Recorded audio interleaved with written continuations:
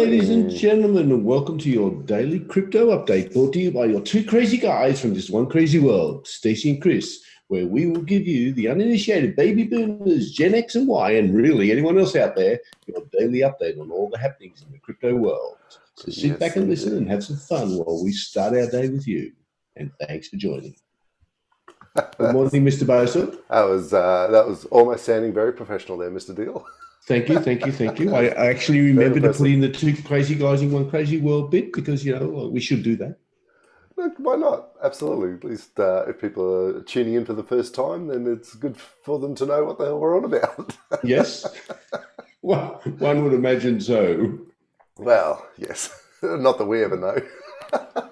Well, no, we do really. We are clever people. Like as Teddy says, he's a clever clog. We're clever clogs as well. Yes, indeed. So how are you today, mate? Apart from the fact that you've got the Queensland man flu. Oh no, I'm hoping to. I'm pushing that away. I'm blocking that. I'm going. No, it's not happening. All I can say is that you're very lucky you're in Queensland because Ted said, don't forget that it's been 10 days that I've had the Canberra man flu, and it's a much worse variety. 10 days. I know, and the reason it's a worse variety is because when you walk outside, it's -4. Having the man flu sucks. Well, one might say, that's what you get for being in Canberra. Thanks, dude. You were here for a long time too. I know, that's why I left, right? I know.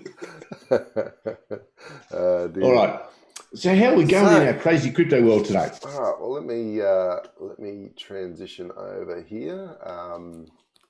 And I'll share my screen with you so you might know what it is I'm actually talking about.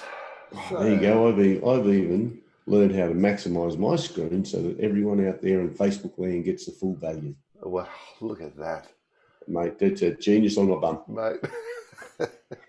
he said tech can't we can't control this tech thing. He said, right? Ladies and gentlemen, we are getting better at it. We promise. Look, you've got a whole big screen now. It has to be better. We couldn't have got much worse, right? Yeah, that's true. But yeah, that's us. There was only one way it was up. Listen, that's what she said, All right. It's too early for that. Oh, really? Seriously? All right. I must be. How we going? So, hey, listen, I'm going to show you a new site that I've been looking at. CoinGecko. CoinGecko, yeah. So usually, if you've watched any of our previous podcasts, you've probably seen this screen, which is the coin checkup screen, which is pretty cool, and I've quite enjoyed using coin checkup. But like I said, I'm always on the lookout for new things and what's going on. And it's very similar. CoinGecko looks very similar to Coin Checkup. It does. He does this to me, ladies and gentlemen. Dead set. He says to me, okay, get into Coin Checkup, modify your tables to look like this. Da, da, da, da, da. So I go through that. We log in. He goes, hey, I'll show you a new one. If you can keep up, please, someone tell me how I can. Oh, no. I've got to keep you on your toes, dude. No, I noticed. Yeah, no, look, CoinGecko is pretty good. It does similar sort of stuff. What I do like about CoinGecko is access to. They've got a whole bunch of other reports and tools and stuff as well. So it's just another view, another perspective, and the interesting thing that CoinGecko has that is not shown on Coin Checkup. On the Coin Checkup, right? If you look at Coin Checkup here, then you'll notice here that it's got 2,274 results, right, for coins. Yeah. Now, if you go to CoinGecko, it's saying it has 5,270 coins. So across 356 exchanges. So they have a much larger range. Wow. But do remember that, like, of those, 98% of them are shitcoins. Right? How can you say that? You know that some program is set up all hours of the night writing their little blockchain codes. I'm sure so they can launch that coin, and you're calling them shit. Really? Well, some of them just copied them, right? They didn't even do any coding. They just copied someone else. But haven't we had this conversation already this morning? We're an inclusionary podcast. We don't exclude a We're coin not. just because We're it's not. shit. We What discrimination rule would that come under? Oh, there'll be one soon. You guys are banned for a week because you said that coin was bad. Yes, but its name was badcoin. Hey, badcoin's a good coin. Yeah, I know. Yeah, it's a good one. And for those that don't know, Chris and I are currently mining badcoin. We are, and I can tell you, in 2 weeks, I'm at 38,058. There you go. I was at 50,000 something last I checked. I didn't have a look. It's not too bad, eh? But look, for those that, and if you want to listen to a podcast with somebody who knows what they're doing, there's a Yeah, bye now. There's a podcast called the Bad Crypto Podcast. Two American guys, Joel and Travis, and they're pretty funny. They're good. For Yanks, they're actually listenable. Really? They're that good? Yeah, no, they are. Yeah, no, I've quite enjoyed. Well, if they're into crypto and they're not into Trump, so that's always a good thing. So yeah, look, yeah. So anyway, this is a project that they had developed just a little short while ago. So it's a very interesting project and one that enables people with old computers to mine cryptocurrencies. So I thought, are they the guys who put out Bitcoin? Yeah. It's Oh, from the Bad right. Crypto Podcast guys. Yeah. Same mob. So cool. it's a bit of fun and I like and talk about inclusionary, as you were just saying. The whole concept for them behind developing was exactly that, was going back to the day where anybody with an old PC could mine crypto. Yeah. And so that's what they've done. They've developed this project, and Good on it's them. pretty cool. Yeah. I wonder if we're going to find Bitcoin on any exchanges. If our 35,000 and 50,000. They have. Here you go. There it is. Badcoin. There it is. It's currently number 1,268. Right. So it has a value of. So look at that. It's got a market cap of 0.0001. 188,000. That's not bad. So, yeah, for full market cap. So wow. Yeah, that's currently what it's currently worth. But yeah, like I said, it's brand new. It only just came out. But when you consider it's at, what do we say it was, 1,270 out of 5,270. It's not doing too bad considering it's still quite a new coin. So that means, ladies and gentlemen, when Stacey was talking about shit coins, there's 4,000 coins out there that are shitter than bad coin. That's right. Correct. So our total market cap at the moment, if we look at what's happened over the last month here, we're currently sitting at about 280 billion still. As you can see, we've been ranging in that range, just sub 300 billion for quite a few days now.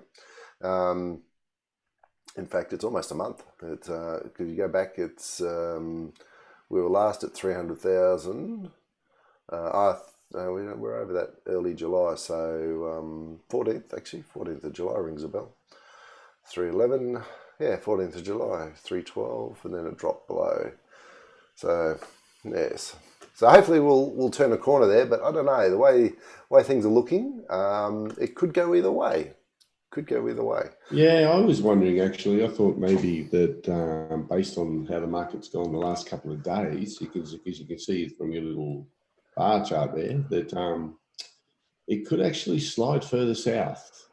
Look, absolutely. It's just now crossed back below the 50 moving average again, the way that chart's looking, there's every possibility that if because we tested the 10,000 again and it came back up. Now, if we don't hold that 10,000, then I think there's a strong likelihood that we may go further south. Yeah, well, a lot of the analysis last week from some of the people who, ladies and gentlemen, are maybe a tad more knowledgeable in the analysis field than Sir Stacey and I. Hell yeah. Did indicate that they think it would actually get down to the high 8s and possibly as low as 8 in the next month or two. But, and here was their qualifier, they also think it's very temporary and that it will absolutely rise above 20,000 by the end of this year.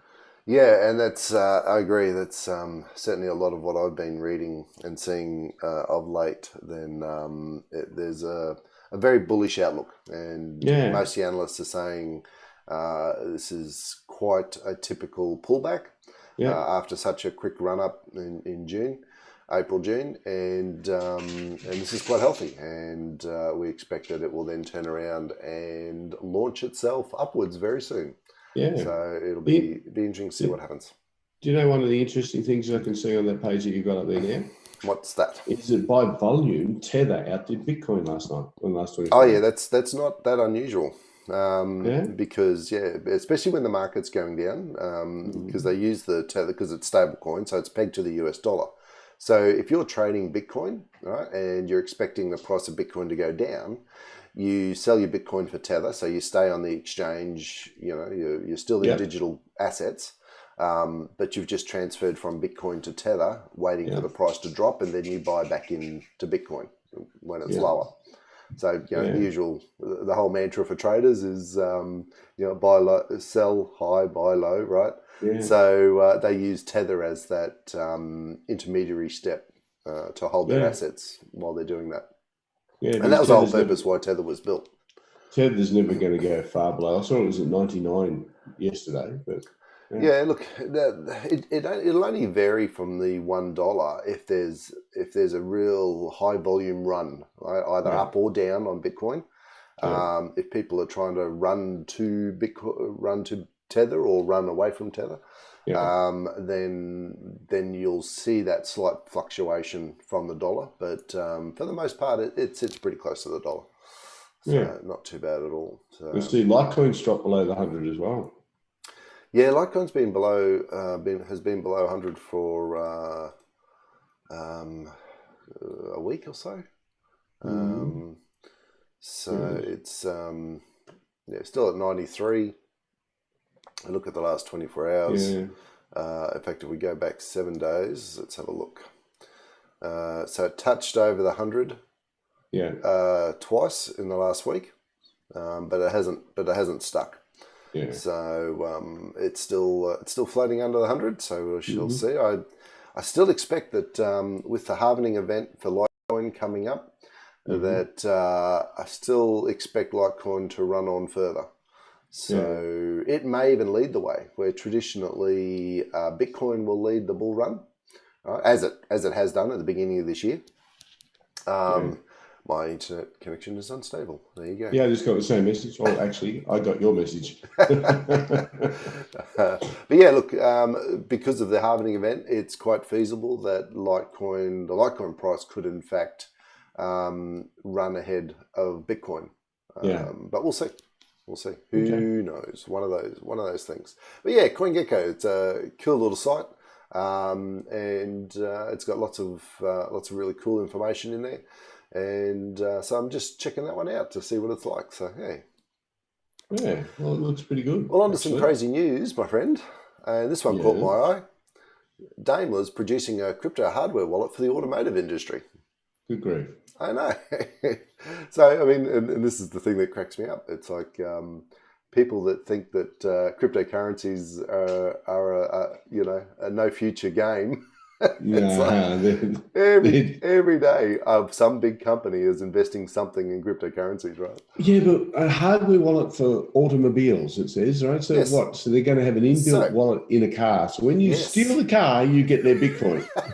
No, not quite.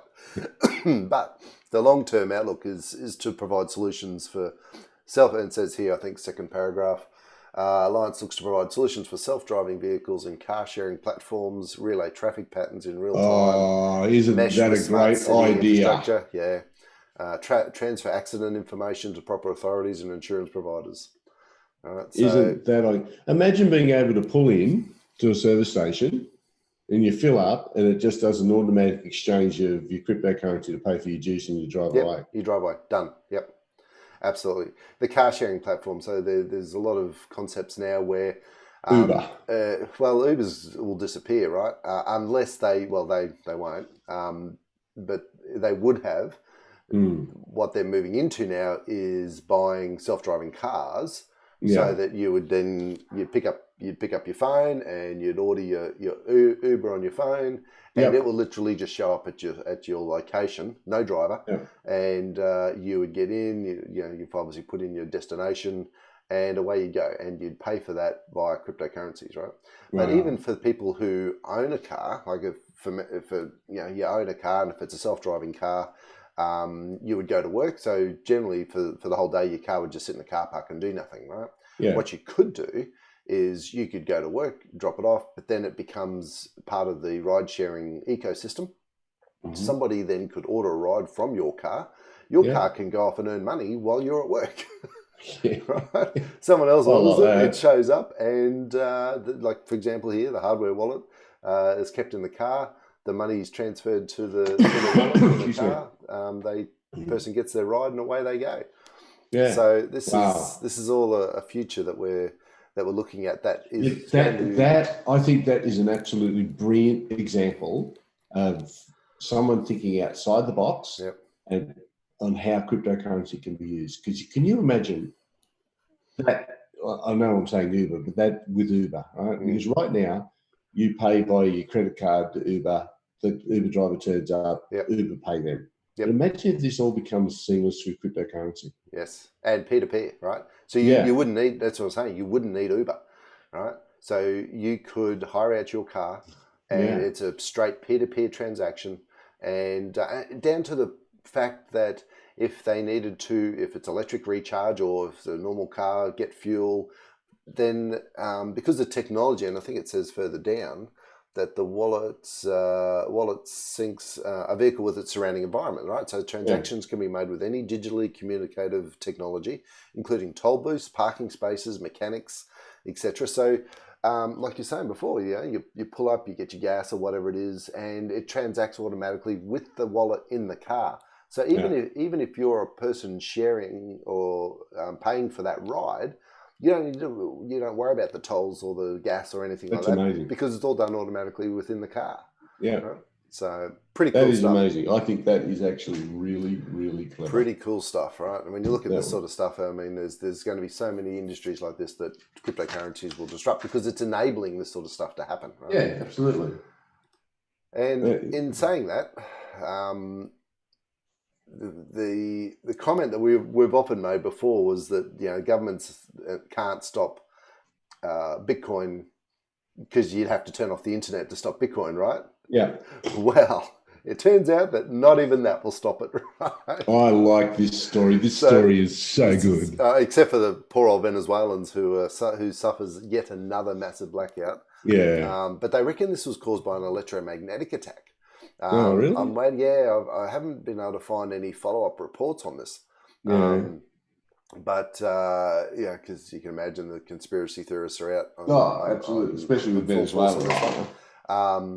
But it's massive. Like it caused a full nationwide blackout, right? And but here's the interesting thing, and most of the article talks about the power outage, but the interesting thing was that then they talked about how cryptocurrency transactions also dropped off the last time they had a massive power outage, of course, right? So it says at the bottom here, in the previous blackout, we documented how cryptocurrency transaction volumes plummeted throughout the region.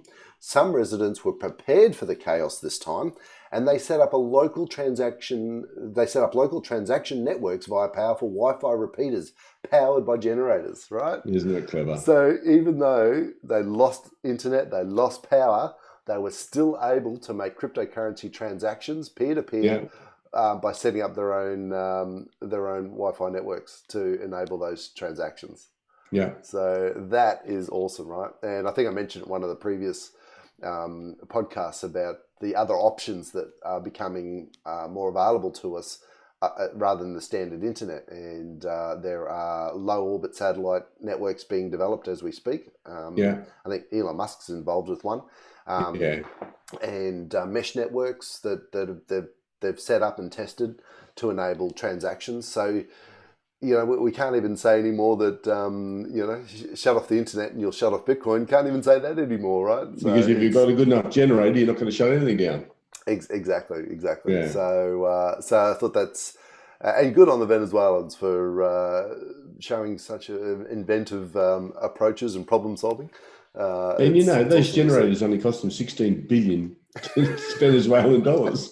Or 0.0000001 of a Bitcoin. Well, buggers, they're in real pain. Yeah, but look, at least they've got an alternative now, right? So, and this is why they're flocking to cryptos in droves. Yeah, absolutely. So, and speaking of flocking to crypto, Grayscale, who's another massive investment firm, and they've come out with a bit of a report suggesting that there's going to be a massive generational shift that will drive trillions of dollars into Bitcoin.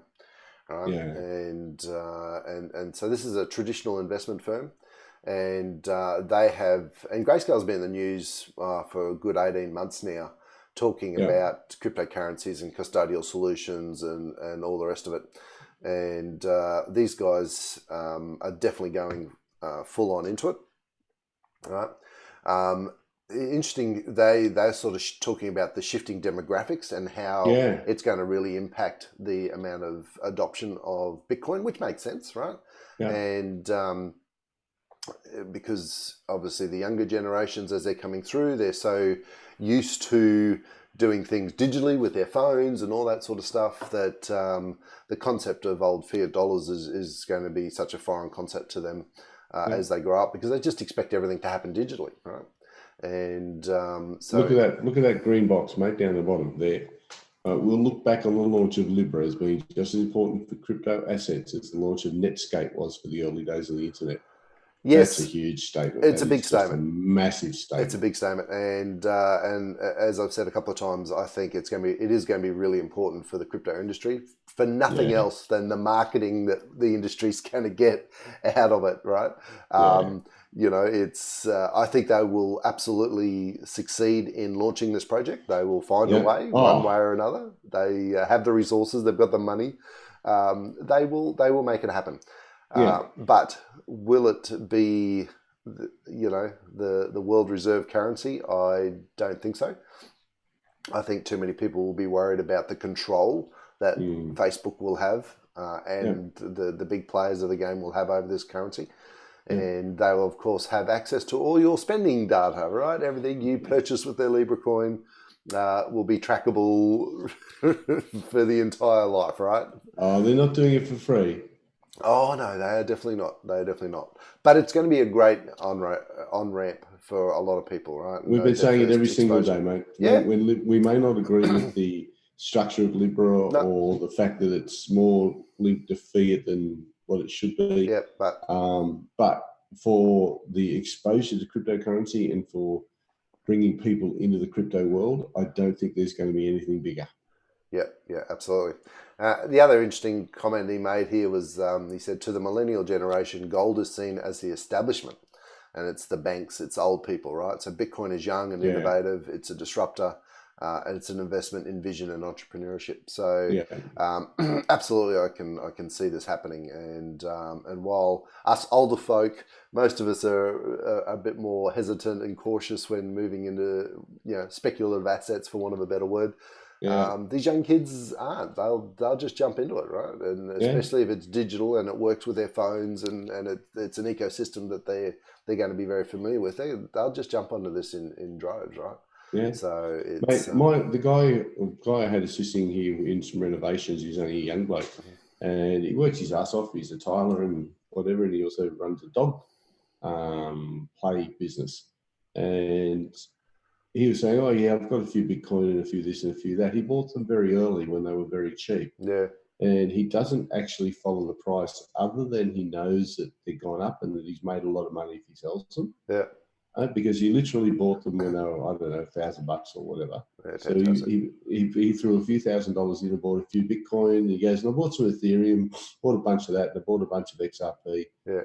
And he goes, and it's a couple of Litecoins. So I'll just sit on them for a few years because it was only a few $1,000 back then. Yeah. And see where it goes. Yep. Now, it's in all likelihood that it's going to turn out to be one of the best moves he's ever made in his life, because in 5 years' time, he'll pay off his house for that. Yeah, easily. Yeah. Yep. if it follows the same patterns as it has in the past, from this little pullback, we could easily see Bitcoin rise 2,000%. Absolutely. So it's going to be interesting to see if that happens. I personally believe it will, but no one's got a crystal ball, so we shall have to wait and see. So speaking about gold, yet another. The news articles now just keep coming out about the gold and silver manipulation, and the banks that have been, and it's now coming out that the banks have been heavily involved in this. Well, right? No, are you? Oh my God, I'm shocked. It's like, but the ridiculous thing is that we have these regulators, and people have been pestering the regulators for a decade to say these banks are manipulating this. What is going on? And every time they have a quick look, oh no, we can't see any evidence, blah blah blah. It's like, seriously, And so now they're trying to play we're the good regulators, we're stopping these bastards. Like, they've taken them a decade to bloody do this, right? And Merrill Lynch is one of the ones, and then they've got UBS, HSBC, Deutsche Bank. They're all involved. And you know what? we talked about in their monthly as well. meetings with the government, because you know that here in Australia, the banks have a monthly meeting with the government, and they all sit in a room because all government pensions get paid into bank accounts, and that is a gazillion dollars a fortnight, right? Huge. And so they actually work with the banks, and they work out. And I know this from someone who was there and ran it for a long time. The banks actually sit in these rooms, all of them, and say, okay, well, if we release this on this day, you'll be able to counter with that. And when you counter with that, we can go here. Yep. And the perception will be that this is happening. A is doing B and B is doing C. And all four of the big banks work out this strategy to release their products, increase their rates, decrease their rates, whatever it is. Yep. And the government is fully aware of it. Yep. Right? They work it out. I mean, it's collusion at the highest level. They work this stuff out. Yep. And then they release it. And the general public out there go, oh, my God, NAB's lifted rates, or Combank hasn't passed on the full thing. Yep. They knew that was happening before. That's right. And Combank knew that if NAB lifted and they could pass this on, then some people will go there, and then NAB could counter by going here, and ANZ could jump in here, and Westpac could do this. Yep. And it's all a huge game. Yeah, it is. It is. And they've talked about here that we'll actually talk about two traders between UBS and Deutsche Bank and having the conversations around how they're actually going to fix the pricing, right? So, and this has been going on. And when you look traditionally at when you look at the price of gold and the price of silver at the moment, they're ridiculously low. Yeah. Ridiculously low. So, look, it should come good, right? Especially silver. I mean, traditionally the gold to silver ratio is usually about 4-1, right? And at the moment, it's just come off its high a bit. I think it hit about 91-1. I think it's come back to about 86-1. But it's like, silver is so undervalued at the moment. It is ridiculous. Yeah. So interesting times, right? But here's the other. Well, we're in it. We've actually. I've moved a fair bit into gold and silver, mostly silver. Absolutely, mostly silver. But here's the other one that's a real red flag for us here in Australia in particular. So there's been lots of little articles floating around about the Chinese economy and the fact that they have not been very open with the rest of the world around how their finances are going. Yeah, well, that's exactly right. It's like that's a surprise, right? Yeah. But there's been there was a failure of a mid-level. I think it was a mid-level Chinese bank in late May, which caused a freeze in the interbank market, which is how all the smaller banks and stuff lend money to each other and that sort of thing, and it's causing a bit of a flow-on effect, and they're starting to worry that China could be on the verge of what they call the Lehman moment, right? Yeah. Where the wholesale interbank liquidity and overnight funding markets suddenly just lock up. So all these banks and everything in China suddenly won't be able to get the funding that they need. So it's a real concern to watch. I won't go into. There's a lot of financial jargon and stuff in the rest of that. Other than to say that missed bond payments quadrupled in 2018, right? So that is obviously a massive red flag. Look, for us here in Australia, we are so reliant on Chinese money in a lot of aspects. Obviously, they're our number one trade partner for our exports. Yeah. So if things go south in China, then combine that with the trade wars between China and the US, and US is our ally. China's already unhappy with us for a number of reasons. Yep. So this is all just looking very scary for us here in Australia. And you think, well, why is a crypto podcast talking about this stuff, right? Well, it's all related, right? To me, cryptocurrencies is that alternative. It's that insurance policy against our financial system crashing. Right? Yes. If the economy goes south, if our dollar goes south, and all these things that our share markets crash, all those sorts of things, cryptocurrency is the natural hedge against that, because it is a completely separate system, right? And it's not tied to any of those current traditional financial systems. So this is why I believe so wholeheartedly in the benefits of cryptocurrencies. Oh, mate, without a shadow of a doubt. All right. So, and I will just point this one out as well. Another article that talked about the US dollar losing its currency status, right? And interesting little chart here that actually goes back to 1400, shows how whoever had the obviously reserve currencies apparently come and go, right? Yeah. Shock horror. And it shows over the time frame how the reserve currency has changed throughout the centuries, from 1400 through to now, and they're saying that the US dollar basically has its days numbered. And well, if you remember back, have a look at that chart there, 1930s probably, or 1940s or 50s, it was the pound.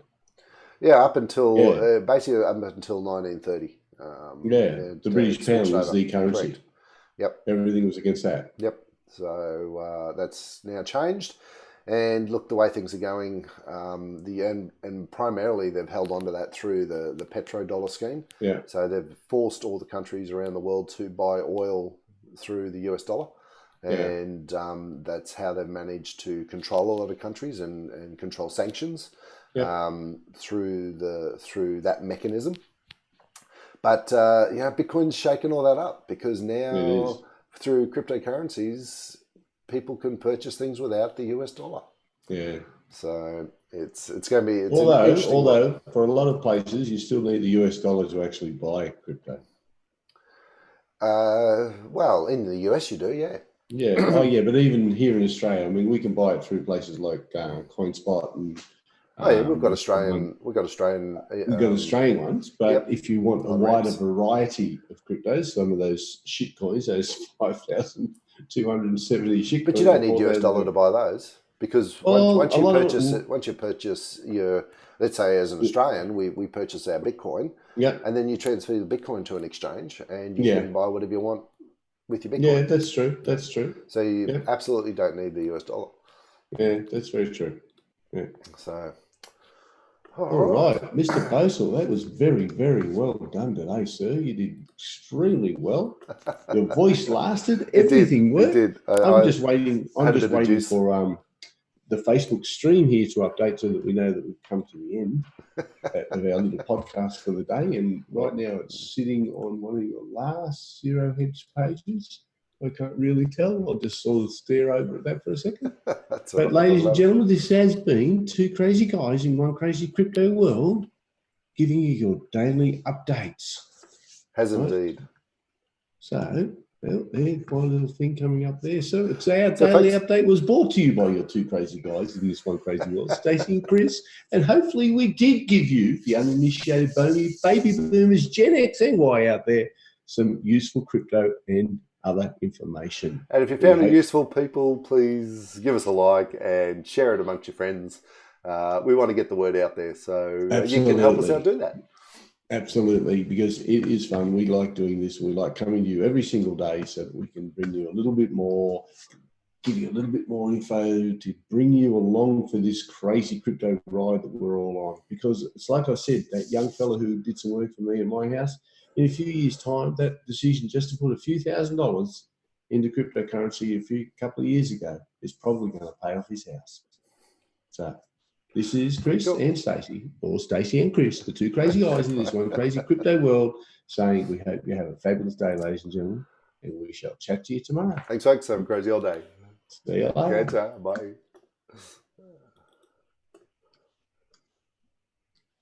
Okay, I've just killed.